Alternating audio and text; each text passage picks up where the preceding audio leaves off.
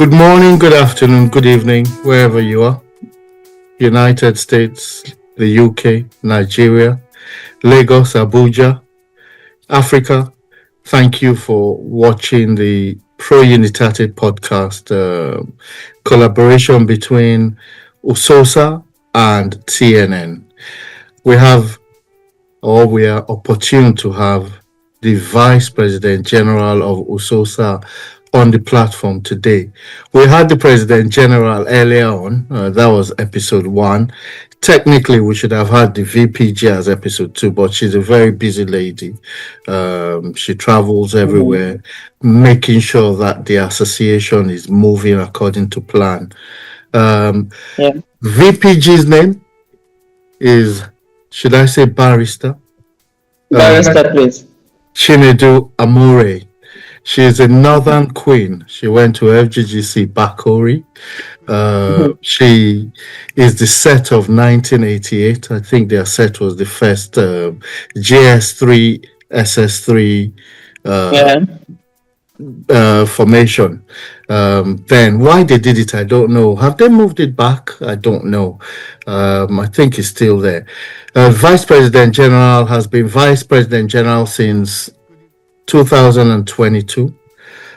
She was the legal advisor of USOSA between 2018 and 2022 before she decided to become Vice President General. As usual, Chioma is here. Mrs. Aninwe, PRO. I'm very proud of Chioma. She's doing a great job for USOSA as well as the TNN podcast.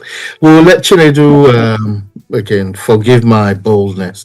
We'll let VPG introduce herself, tell us a bit about her early years, and most especially why Bakori. VPG. Okay. Good evening, everyone. Thank you, David, for that introduction. I cite my sister Chioma. Good evening. Good evening, VPG. Yes. Welcome. Thank you very much. I'm really happy to be here after many attempts to get me. I'm really pleased that we can finally do it. So yes, as you've already stated, my name is Chinedu Amure. Yes, the Vice President General of USOSA. Prior to this, I was the legal advisor. So you wanted to hear about my early years. Okay, so I was born in Owerri, but moved over to Lagos at the age of 1 and grew up in Lagos. I speak fluent Yoruba as a result of that. After primary school, I took the common entrance, and really and truly, I wasn't aiming to go to Bakori. I was going to go to Queen's College, Lagos. But my mom had other ideas. She said, she wasn't so keen on Queen's College because she said the girls were always loitering. And I would protest and say, Mommy, the people you see are day students. But she was adamant. Okay, I chose QC. I chose Bakori. And the next thing I knew, I saw myself in Bakori. However, I was like number 3 or 4 on the list for that year. I mean, I was like among the first 20 students whom they gave the federal scholarship to due to my performance in the common entrance. Wow. So I must have scored very high. And throughout Bakori, my parents didn't pay school fees. Oh, wow. I was on that scholarship that they give the first 20 best performing students each year, that the federal government did for every federal school. I don't know if they still do it, but in my time they did it. And Bakori, as much as I kind of resisted going to Bakori, but when I got there, I say to everybody today, I'm so glad that was the school I went to. The principal, Mrs. Robinson, I think she's practically has become a legend in the annals of education in Nigeria. She was so good. She was a disciplinarian. At the same time, she was motherly. And she made us girls believe that we could be anything we wanted to be in this world. We could be the president of Nigeria. We could be anything. And she drove us. She instilled values in us that till today we still have. And she made sure, I don't know how she did it, but we are so closely knit in Bakori. And when you meet a Bakorian, you know, I believe we are very different. I believe we are unique and we are go-getters. I asked my mother after a while, I asked her why she chose Bakori. Because my mom was born in Kaduna. So I thought the bias was also because she grew up in Kaduna and she went to a really prominent girls' school then, which was Queen of Apostles, but which is currently Queen Amina. So she said no, that Bakori, she talked to me about Bakori because she had just started working with the Federal Ministry of Education when I was about to do my common entrance. Right. And she asked people in the ministry that of all these federal schools, that which one did they think I should go to? And she said everybody told her that as of 1982, that Bakori was the best federal government girls' college. That not Queen's College, Federal Government Girls College, Bakori was the very best. And they said that was because the principal there, Mrs. Robinson, was doing a great job. Extremely well. So it was like that was the school that girls wanted to go to. That's why we call ourselves Queens of the North. If you're a Northerner, you know, even if you went to other federal schools in the North, they would say, oh, Bakori girls, we are always feeling. And because they also knew that Bakori was such a solid school. I've met people who went to Queen's College who told me that they came to QC, but that Bakori was the school they wanted to come to. And some will say, oh, I came to QC, but Bakori was my second choice. Or I wanted to go to Bakori, but somehow my parents were in Lagos, and so they sent me to QC. So Bakori was that good. Results, everything to show for it. Until today, when you meet Bakorians, you know that Mrs. Robinson, the legacy that she's left is still like, speaking till today. So from the time my mom gave me that explanation about Bakori, I already believed it because I knew the school was so solid. The school was very solid. And I mean, even though it was tucked away in that place, it was still the school that everybody tried to bring their children to. We had governors who were governors that were not of Kaduna State, but all their children were in Bakori. And their schools, their own states had federal girls' schools there, but they chose to bring them to Bakori. I mean, I know that every federal school is good, and at that time we all had prominent people there. But I mean, all the top men in the north, their daughters all came to Bakori. At a time when the president was Buhari, his daughter was in Bakori. But the beauty of it was that my principal did not give a hoot about who your parent was. So she was firm and she disciplined everybody, and everybody followed the rules. And if you broke the rules, the punishment was the same for everybody. I believe that's sorry. Yeah, with regards to your camaraderie, Bakori ladies, I witnessed that firsthand in Canada. I saw how you guys bonded together when you came on stage, sang your school anthem. It was very, very impressive. Thank you. We had the current president of your alumni association, that's the Bakori Old Girls Association, on the platform quite recently. The narrative is exactly the same, almost, about your principal, the discipline, the way she instructed you ladies that you could be everything you wanted to be. And that's bearing fruit at the moment. I mean, a lady of your accomplishment, a legal practitioner with over 28 years experience, providing legal advisory and leadership within the challenging goal-oriented organizations and corporate environments in Nigeria and also the UK. from my understanding, you are a dual citizen. You spend time in Nigeria, you've spent time in the UK. Give us one unique experience in Bakori, one very unique experience that you will never forget.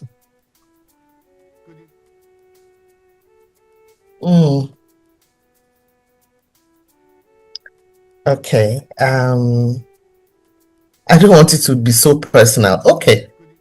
I can say speech day, coming out to the stage and receiving 3 prizes at EGO and being called the second best student overall. Now, I won't forget that because my mom came all the way from Lagos for that. And it was such an exciting day for me in my small age. So yes, that is something I remember all the time, even though speech days almost became irregular for me. But that very first time, yes, that is a day I wouldn't forget. Then I think other days, most days were special in Bakori, so long as you were not serving punishment. Most days were special. And then of course visiting days were special. So you looked forward to visiting days where your mom will come with all the goodies. All the goodies. And if she did not come, other mothers would come. Oh, right. So we eat from other people's moms. Absolutely, Yes. absolutely. That was Chioma, the beauty of it. Okay, thank you very much, FGG. Like I said, thank you for joining us. We've been trying to do this for some time, but it's good to have you here. And David had asked one experience that you had that changed you. I'm just wondering, given where you are today, he had just tried to read briefly. That was briefly your profile. But I'm just wondering, everybody has talked about Mrs. Robinson. Is there any particular thing that today in the office that you see that tells you that that's one thing that you picked from Mrs. Robinson's teaching or molding? What is that one thing that when you sit in the meetings, when you in your life, that you just know that this one, like we say, is this person that did this one? You know that it's Mrs. Robinson and no one else. Yeah. So just share with us. I would say resilience. Resilience. I would say resilience, as in not giving up even when the thing looks difficult. David, Yes, that I would say. Here we go again. yes, resilience. Resilience. If I say, I don't. Go on. When things don't work out for me, I don't dwell on it. I do it again, and I know it will work. But that is the mindset that Mrs. Robinson had put in all of us. As in, even I always say something about Bakori, that there were people who, while we were in school, were not, I won't say they were not smart, but maybe they were not so doing very well with grades. But do you know that by the time we were leaving school, these people, when the WAEC result came out, it was like, it can't be the same person with all these A's. This is someone we knew that when we started.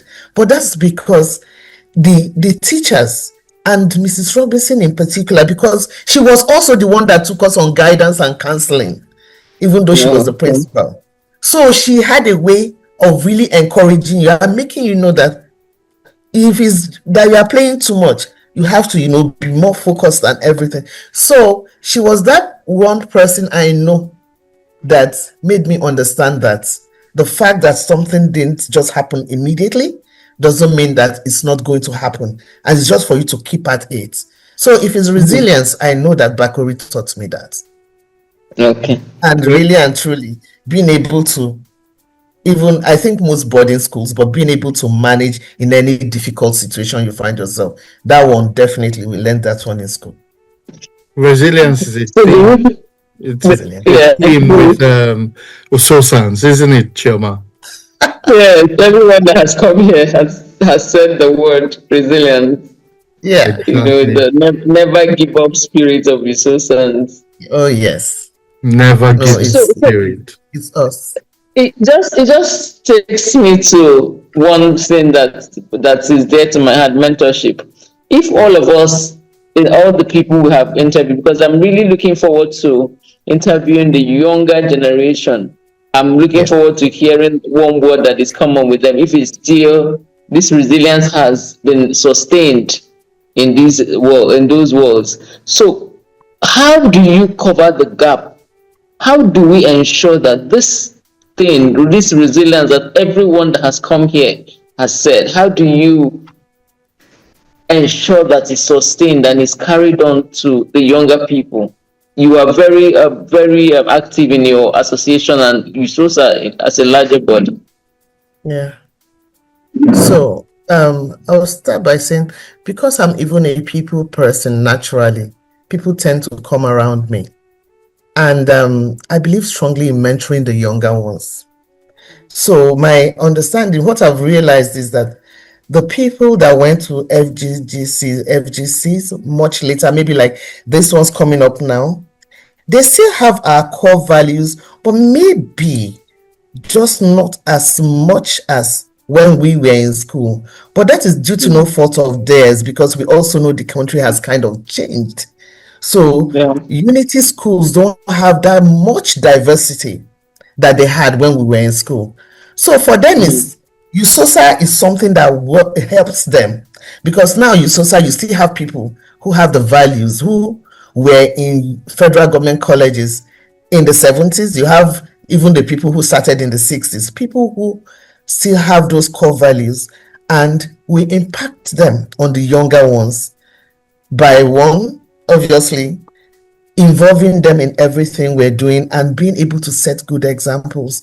And of course, preaching this our constant unity and letting them see just by how we act and how we behave, how we could all be one Nigeria. So I think that way we kind of cover this gap of this resilience by even our own, even how we are and how we achieve.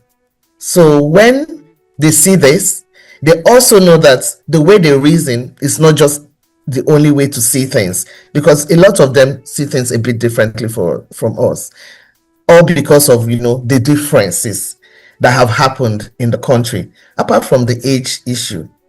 So I believe strongly in mentoring the younger ones steadily, and obviously USOSA, just being with us in USOSA, I know that this is already happening, as in it's already, we can see the impact on the younger ones. We've met people who have reasoned in a certain way, but after a bit of time being active in USOSA, they've already started to align, and they're looking at the bigger picture. So I think the association itself, USOSA itself, is already doing something like that. Is already working on that, and is I'm already seeing positive results in the few people that I've noticed that need that mentoring. Let's talk about USOSA. I'm not sure I've really answered that question properly. You're very passionate about USOSA. You're also passionate about child education. I know that USOSA, through your leadership and the President General's leadership, has been in keen talks with the Education Ministry. Initially, the current head of service was it the PAMSEC or the Minister of Education? Permanent Secretary. I understand that the current PAMSEC as well is USOSA.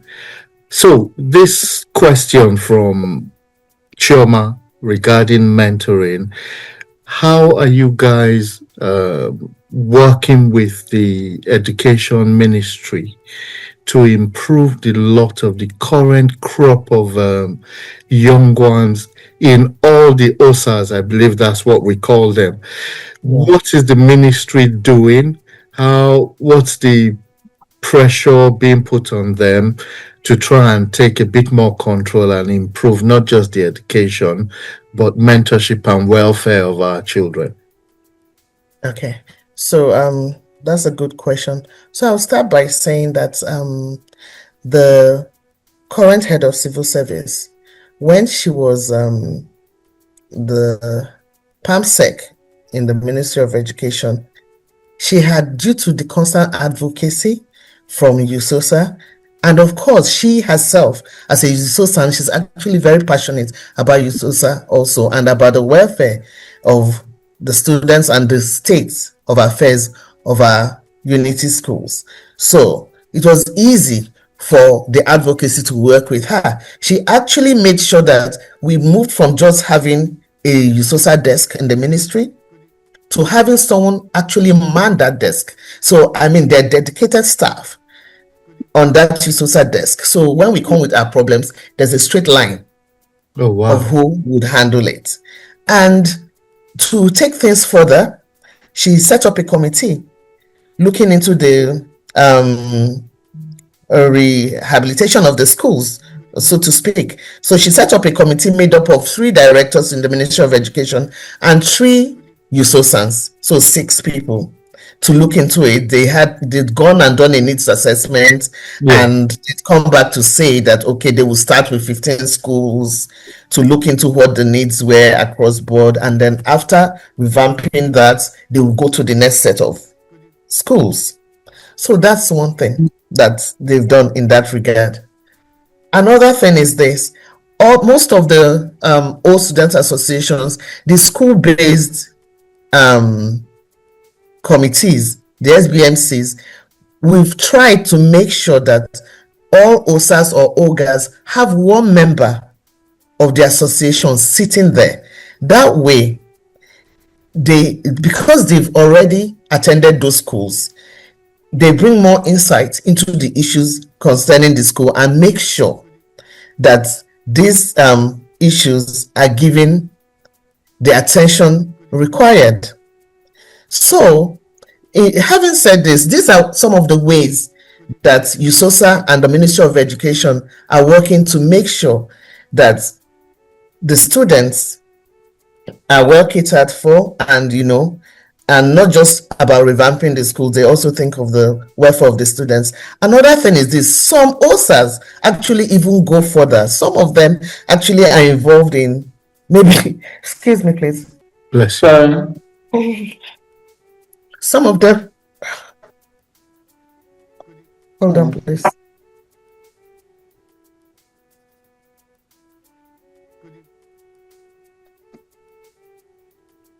I beg your pardon. Okay, some of them are involved in, some schools have said they've kind of like not directly hiring teachers, but maybe doing a bit extra with teachers, or maybe saying, okay, youth corpers, maybe you can pay them a bit extra so that they can take some classes to, to cover some gaps in the teaching of the students. So some OSAs have gone that far. So between USOSA, the alumni, and the Ministry of Education, they're trying their best to make sure that, they're trying to have a holistic solution to the issues we have in the schools.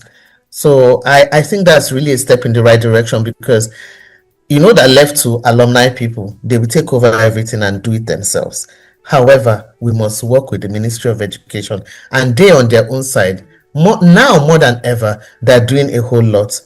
And of course, it's also thanks to the fact that, yes, the PAMSEC is a USOSA, and I believe FGC Kano, and the head of service, of course, is a USOSA. And so right now, things are working even much better for us. Having said so, I think it was in the news that the president had actually earmarked a certain sum of money for the revamping of unity schools, and I know this is only because of this advocacy that USOSA has been doing. Fantastic.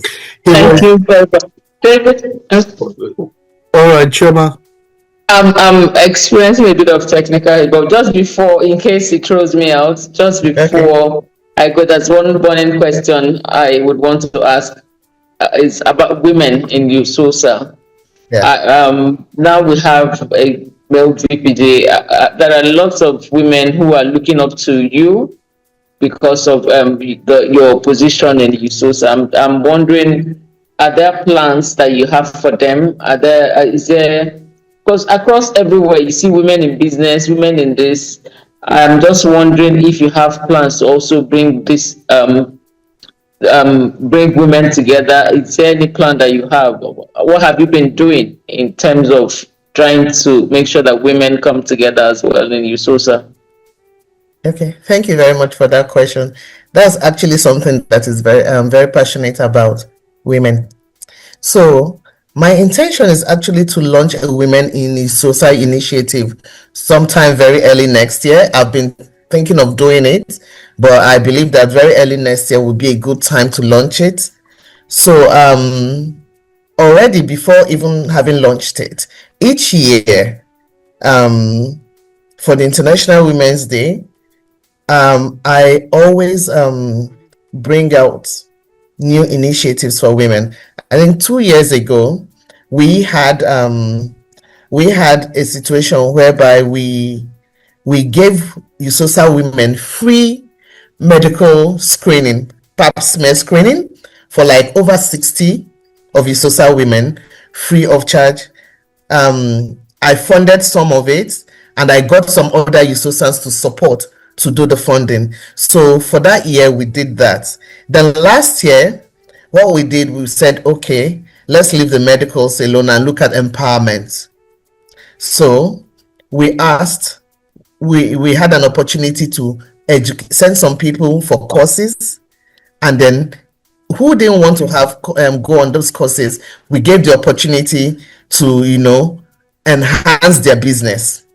So we asked, and to make sure we also encourage USOSAs who pay their dues on time. I mean, the schools, the OSAs and OGAs who pay on time. We said, okay, the first 10 people to have paid the USOSA dues, that we will take people from the association and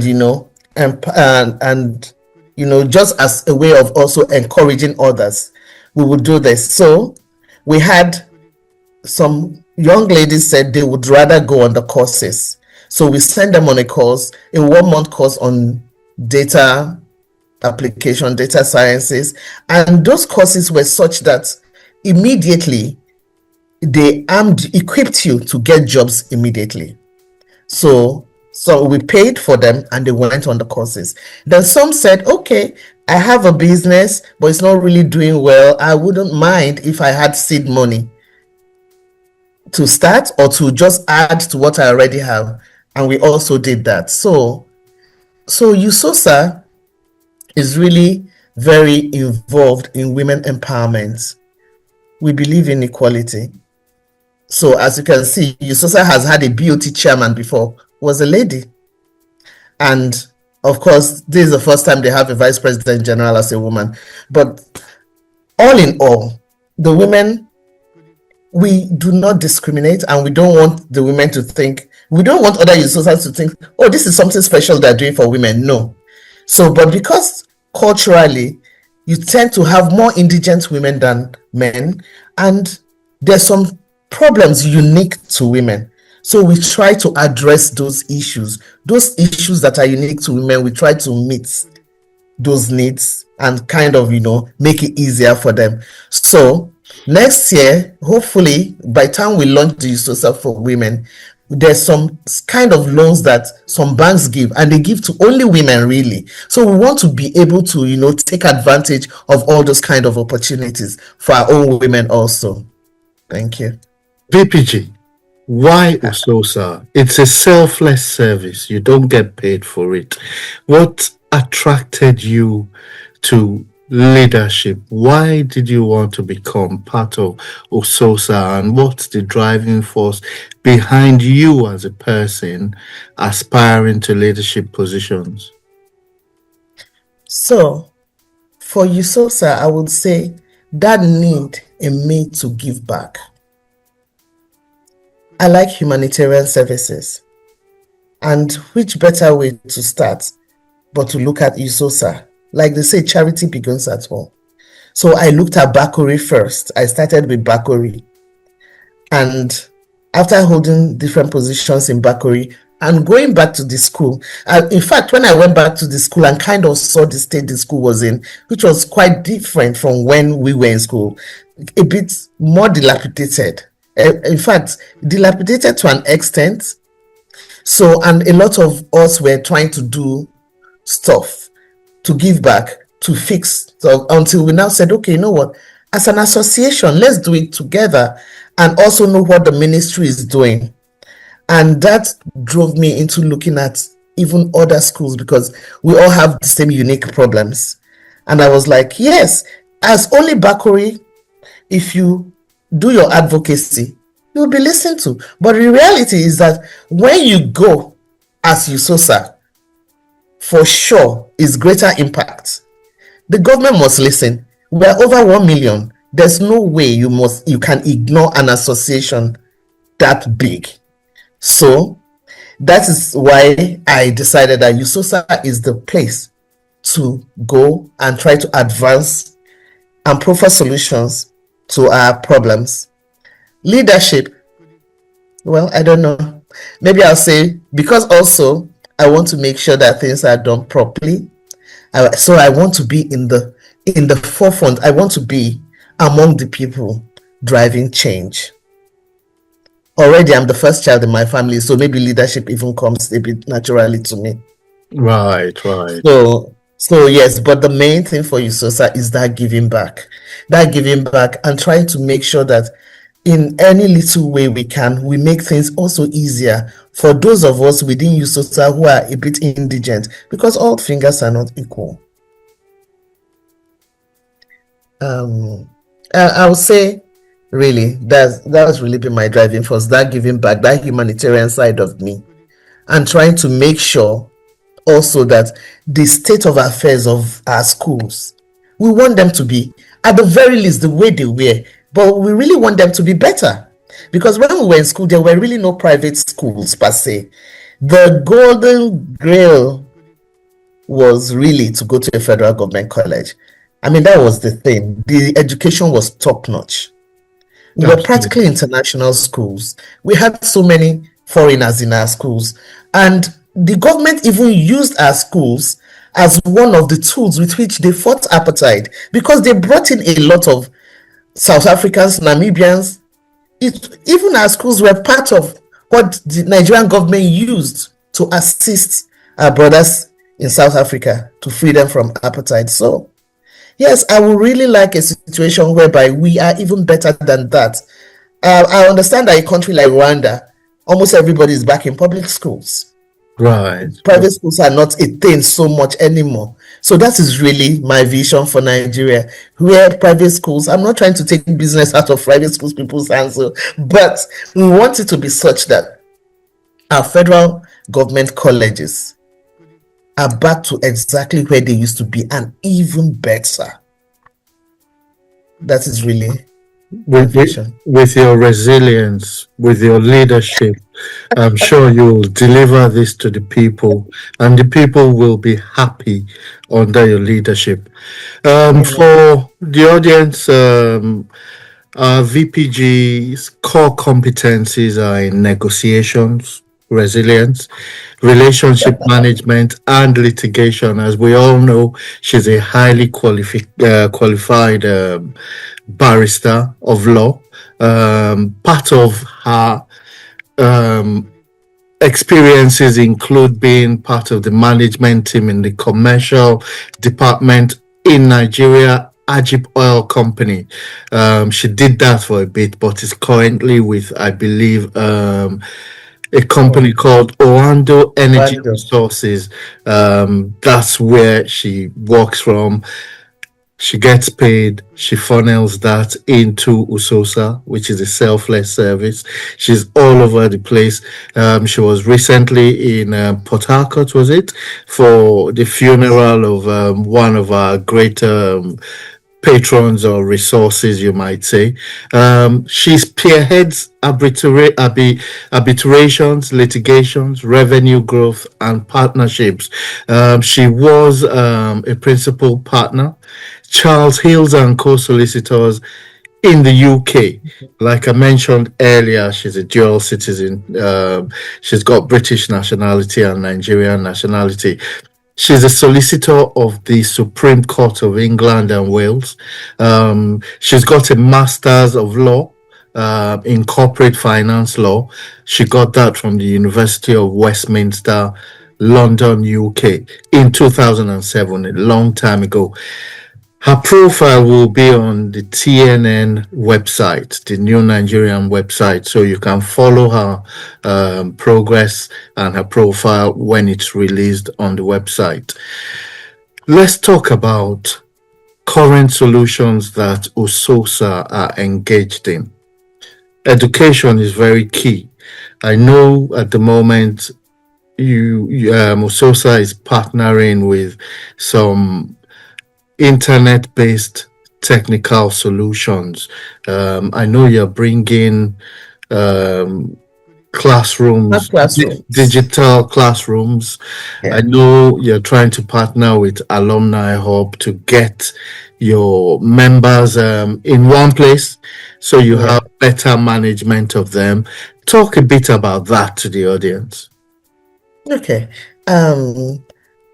As a very progressive association, USOSA is in the forefront of also, moving with the times. So we have partnerships with WowBe, who is providing smart classrooms for us. Ever since the Education Summit, I think that was last year or so, we had obviously accelerated this. So some OGAs and OSAs have actually started. At least I know that FGGC Bida has commissioned a smart classroom. They did that for their 50th anniversary, and other schools too. Then obviously Alumni Hub, we are with them, and a lot of the OSAs have come on. And I know that even Bakori, we already get to join. We've already started making more progress in that regard. So we'll soon be very much there. And yes, so these are some of the initiatives. Already USOSA since has partnered with Budget. Budget is a solutions-based organization whereby you can see what the Ministry of Education is doing in the federal schools. You can see the budget, you can see what projects they have done. So that way, let's say I want to do something in Bakori, for example. If I look at budget, I can see what the federal government has penciled down to do or what they've already done, so that we do not duplicate efforts. Absolutely. So that way you do not duplicate efforts. So USOSA continues to partner with well-meaning organizations for the betterment of our unity schools. We are a very major stakeholder in the education sector. Absolutely. Any further ambitions after VPG? Are you going to declare now? Is there something the audience need to know and be prepped for? We'll just say, as the Lord directs. That's what I would say. Okay. Yeah. Right now, I'm the Vice President General, and this is where I am at right now. Brilliant. I won't press further. So, anything about diaspora? You have a lot of USOSAs in diaspora. I know you've been touring quite a bit. You were in Canada, you were in the US trying to set something up. What's the progress with that? Enlighten the audience back in Nigeria, and how are we going to finally unite the whole diaspora Nigeria resource so that we can do more, not only for the federal schools, not only for USOSA, but for the nation as a body? You did mention that we're 1 million strong. Tell us about that. So yes, the immediate past President General Lawrence Wilbert was the one that, first of all, set up the USOSANS in the UK platform, which was the first USOSANS in diaspora platform. And building on that, the current President General, under him, we now have USOSANS in Canada, we have USOSANS in the US, we have USOSANS in South Africa as the diaspora platforms. And we had the first USOSA in diaspora event, I think, last year. Was it last year in the UK? Yes. Yes, last year in the UK. The very first time. And 5 of us from the ESCO attended. So it was very well attended. And then this year we did the one in Canada. Myself, the President General and the SecGen were the ESCO people who went. And after that, I've been to the United States where we already set up the platform for the US, the WhatsApp platform. But after the Canada plenary, there was more excitement and more awareness. US people wanted to also get very involved. So now we've built that platform from a membership of 60 something before the Canada plenary to 300 and something as we speak. So you can tell there's a lot of excitement about, oh, this USOSA thing. Before, USOSA was happening only within the confines of Nigeria. People abroad knew of it. But because of the need to bring USOSA closer to its members, we've come up with all these USOSA in city groups, and there was a real need for the diaspora. They really wanted to have a feel of the USOSA and be involved in the giving back projects we're doing. So we set up these other ones, and the response has been amazing. So we are all still the same USOSA family. Someone asked me in the US that what was the expectation for them in the United States? And I'm like, no, the expectation is still the same expectation for everybody. So you're still answerable to USOSANS in Nigeria, the global USOSA. And your values, our values are all the same. Our mission is the same.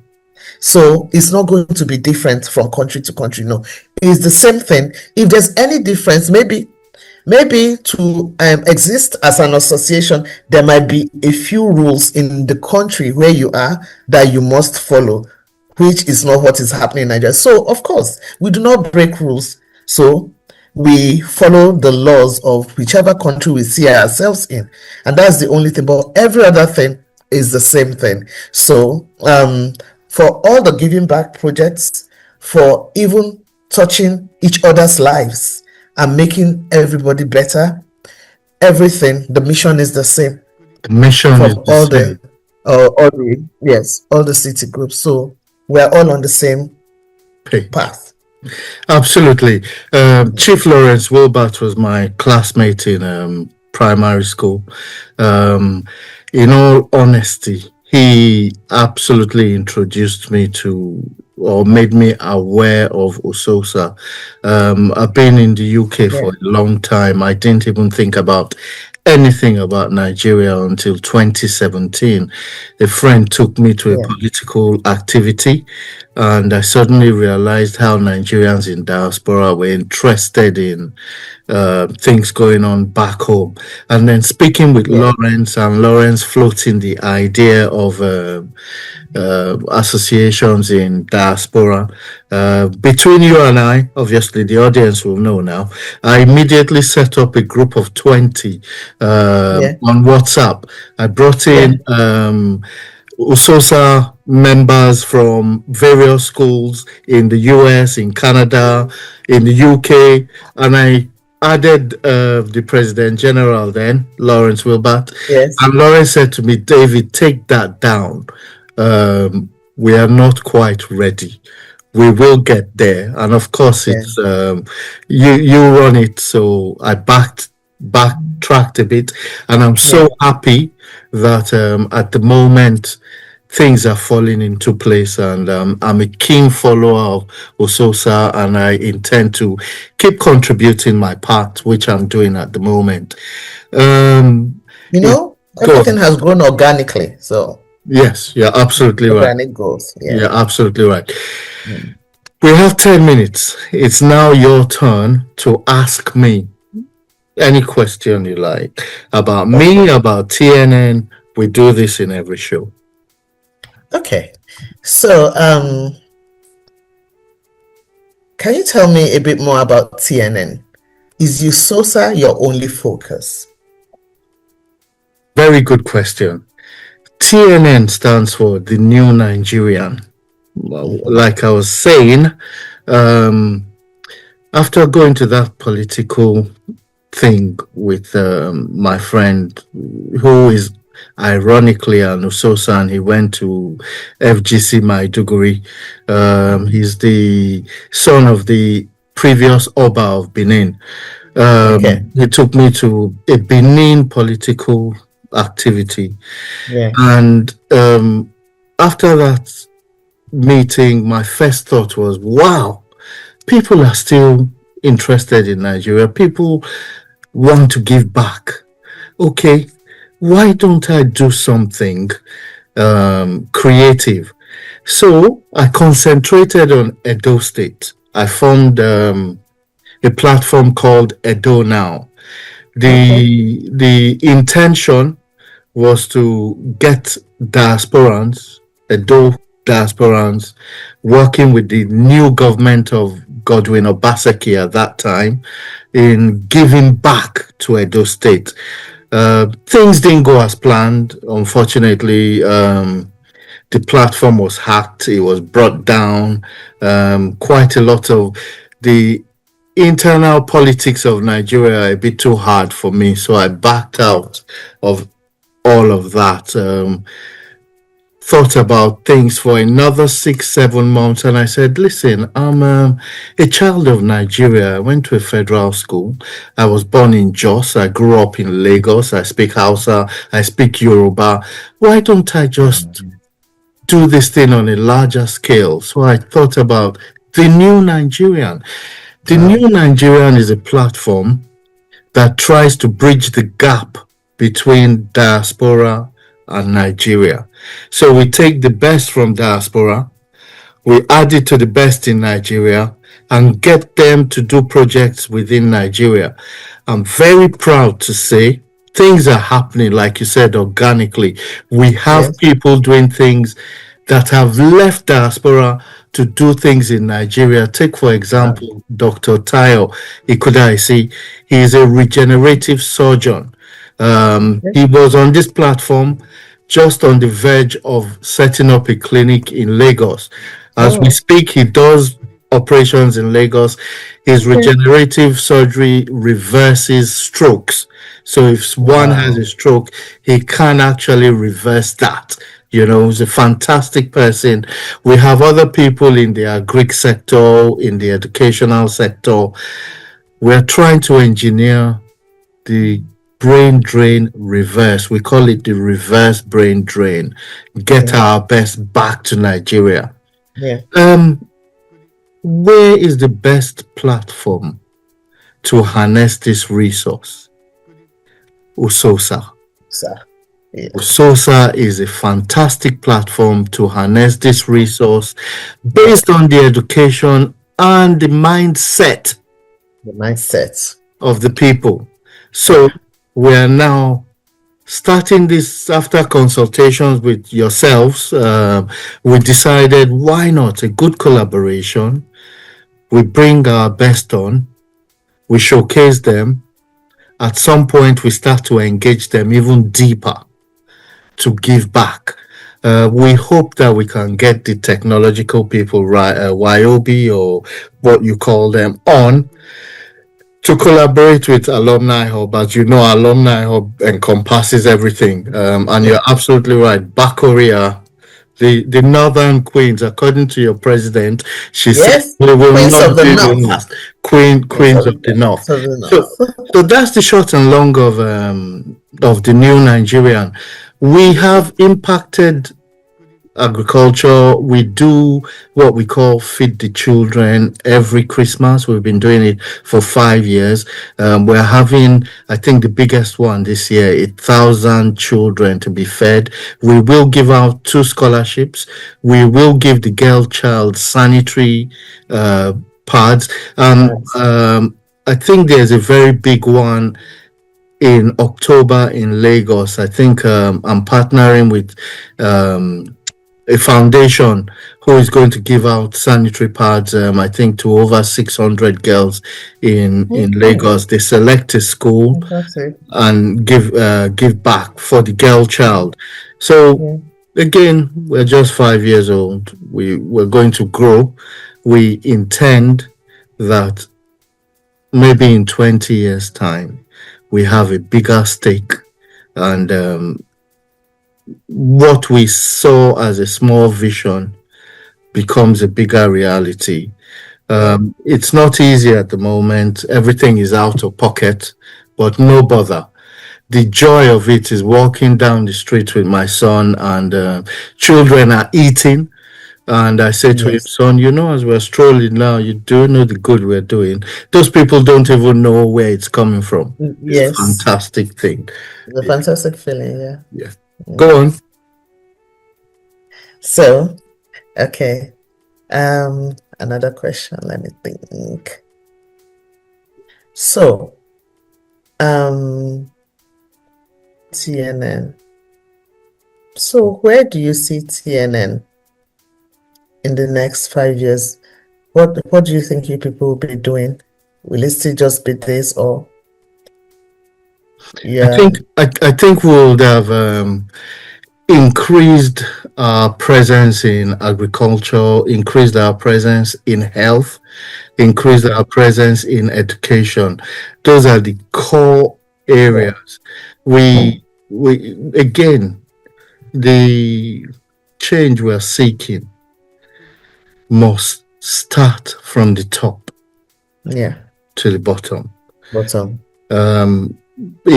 My personal opinion, because I'm a political, the getting the country to where we want it to be would probably be to start the reorientation with the current crop of primary 1 down to KG 1. And start changing their mindsets. We can only do that through education. We can only do that with the support of leadership. The leverage that USOSA have can come into play, which is already happening. You've given us instances of your relationship with the Ministry of Education, the head of service.